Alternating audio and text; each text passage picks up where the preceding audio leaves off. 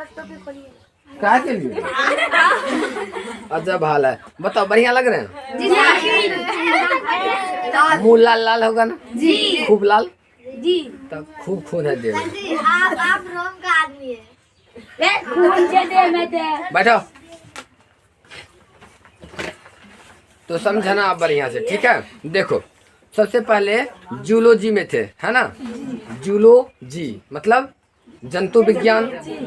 जंतु विज्ञान जो है उसके अंदर जो पहला चैप्टर पढ़ेंगे हम, क्या पढ़ेंगे? सेल का। सेल। सेल क्या है? मानव शरीर की सबसे छोटी इकाई। सेल क्या है नन्नू?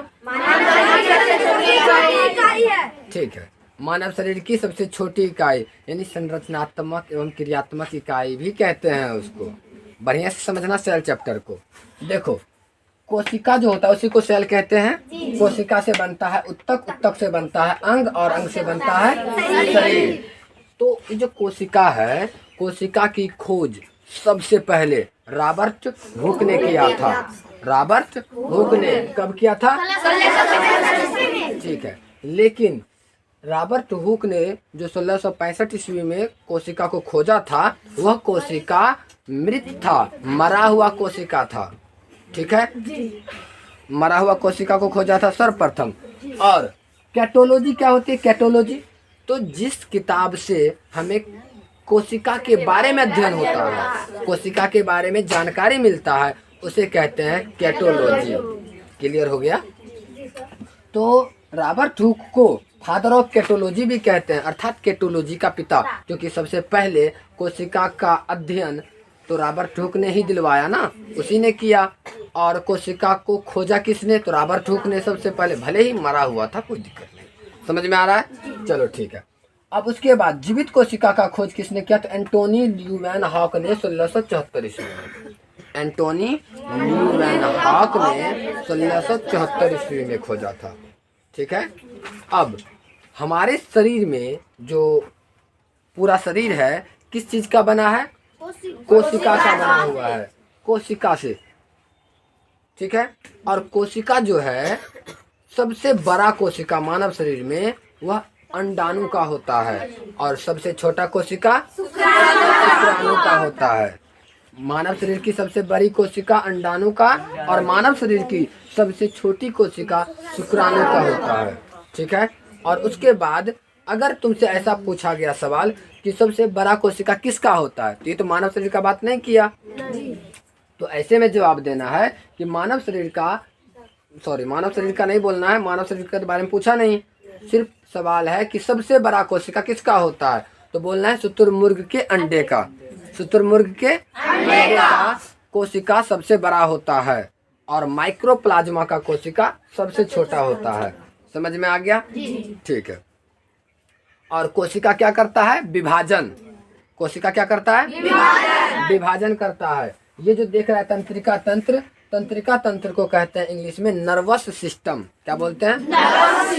Nervous system. इसी को समझाने के लिए समझो, जैसे कि कंप्यूटर होता है, उसमें बहुत सारे पार्ट होते हैं, जैसे मॉनिटर, सीपीयू और कीबोर्ड, माउस। अगर उस सब में से कोई एक चीज को हटा दिया जाए, यानी कि कीबोर्ड को ही हटा दो या माउस को हटा दो, तो क्या वो पूरा का पूरा कंप्यूटर सिस्टम कहलाएगा? नहीं कहलाएगा। क्यों? क्योंकि उसका एक भाग खत्म हो गया है। उसी प्रकार से तंत्रिका तंत्र क्या होता है? तो तंत्रिका तंत्र जो होता है नन्नू, वो तंत्रिका कोशिका का बना होता है, और इसमें जो दिमाग है ना, ये दिमाग और मेरुरज्जु होता है, जिसको स्पाइनल कोड कहते हो। स्पाइनल कोड, दिमाग और भी इसके अंग सब मिल करके बनता है पूरा का पूरा तंत्रिका तंत्र। समझ में आ गया? ये है तंत्रिका तंत्र। तो तंत्रिका तंत्र में कोशिका का विभाजन नहीं होता। समझ में आ गया? तंत्रिका तंत्र में कोशिका का विभाजन नहीं होता, क्योंकि इस तंत्रिका तंत्र वाला कोशिका में क्रोमोसोम नहीं होता है। क्या नहीं होता है? क्रोमोसोम नहीं होता है। समझ? तो तंत्रिका तंत्र में कोशिका का विभाजन नहीं होगा, इसका मतलब, और पूरे शरीर में कोशिका का विभाजन होता है। ठीक है, पूरे शरीर में कोशिका का विभाजन होता है। सिर्फ कोशिका का विभाजन कहाँ नहीं होगा? तंत्रिका तंत्र में अर्थात दिमाग में, है ना। दिमाग में कोशिका का विभाजन नहीं होता। इसीलिए जब कभी चोट लगे, जैसे मानो कि यहाँ चोट लग गया, चोट लगा और यहाँ कोई जख्म मतलब एक्सीडेंट हो गया और ये फ्रैक्चर हो गया, तो यहाँ पर कोशिका का विभाजन करके पुनः जैसा था कुछ समय के बाद ऐसा हो जाएगा, ठीक हो जाएगा। लेकिन अगर दिमाग पर चोट लग गया तो दिमाग पर चोट लगेगा तो यहाँ तो कोशिका का विभाजन नहीं होगा, दवाई खाने के बाद भी नहीं होगा, क्योंकि उसमें क्रोमोसोम ही नहीं है जो कोशिका का विभाजन करता है। एक क्वेश्चन यहाँ भी बनता है, कोशिका का विभाजन कौन करता है? क्रोमोसोम। अब क्रोमोसोम है ही नहीं तो कोशिका का विभाजन नहीं होगा। जब कोशिका का विभाजन नहीं होगा तो इसका मतलब ये हो गया कि दिमाग में अगर चोट लग गया तो गया आदमी, है ना। अब पूरा का पूरा संचालक तो यही ना रे, सीपीयू। दिमाग क्या है? सीपीयू है कंप्यूटर का। और ये अगर खराब हो गया तो पूरा बॉडी खराब हो जाएगा, पूरा शरीर किसी काम का नहीं रहेगा। समझ में आ रहा है बात? तो इसीलिए नूनू तंत्रिका तंत्र को बचाने के लिए अर्थात दिमाग को बचाने के लिए इसके ऊपर ये जो हड्डी की परत बनी हुई है ना, 8 हड्डी का परत है। कितने हड्डी का? 8 हड्डी का एक चपटी के रूप में बना करके इसके ऊपर लगाया गया है। समझ में आ गया? जो कि दिमाग को सुरक्षा देता है। और पुलिस विभाग भी तो कहता है कि यदि आप गाड़ी चलाते हैं तो हेलमेट लगा के चलिए, क्योंकि अगर कुछ हो गया इधर तो ठीक हो जाएगा, लेकिन अगर इधर कुछ हो गया तो साफ है आदमी, या तो पागल हो जाएगा या तो मर जाएगा। ठीक है, तो तंत्रिका तंत्र में कोशिका का विभाजन नहीं होता है।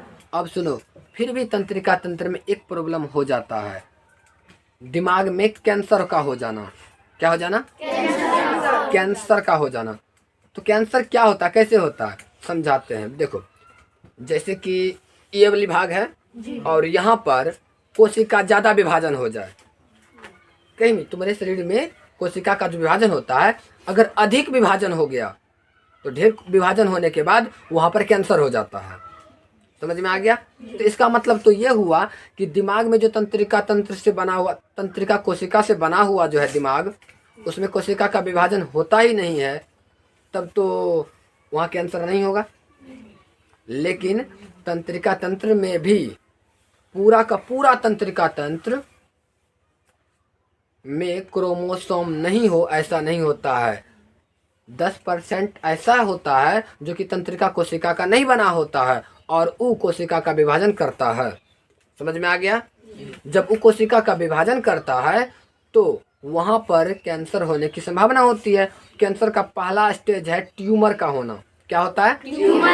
ट्यूमर। दिमाग में ट्यूमर होता है तो उसका इलाज करवाने के लिए जाते हैं, लेकिन दिमाग इतना नाजुक होता है, इतना नाजुक है दिमाग कि ट्यूमर बीमारी को ही बर्दाश्त नहीं कर पाता है और मर जाता है, आदमी मर जाता है। समझ में आ गया? तंत्रिका तंत्र क्या काम कर रहा है? कोशिका का विभाजन नहीं कर रहा है, लेकिन 10% ऐसा तंत्रिका कोशिका का जो नहीं बना होता है वह कोशिका का विभाजन करता है। और उसके बाद जो है कि दिमाग में कोशिका के विभाजन होने के कारण, अत्यधिक विभाजन होने के कारण कैंसर बीमारी पकड़ने की संभावना हो जाती है। समझ में आ गया? और ये जो विभाजन हुआ, जो कैंसर पकड़ा, उसका पहला स्टेज क्या? ट्यूमर का होना। और आदमी ट्यूमर में ही मर जाता है, कैंसर होता ही नहीं है दिमाग में। समझ में आ गया? ठीक है, तो कोशिका के बारे में आज का इतना ही काफ़ी है। फिर मिलेंगे कल, तो कल बताएंगे कोशिका से आगे कि कोशिका के अंदर क्या क्या है।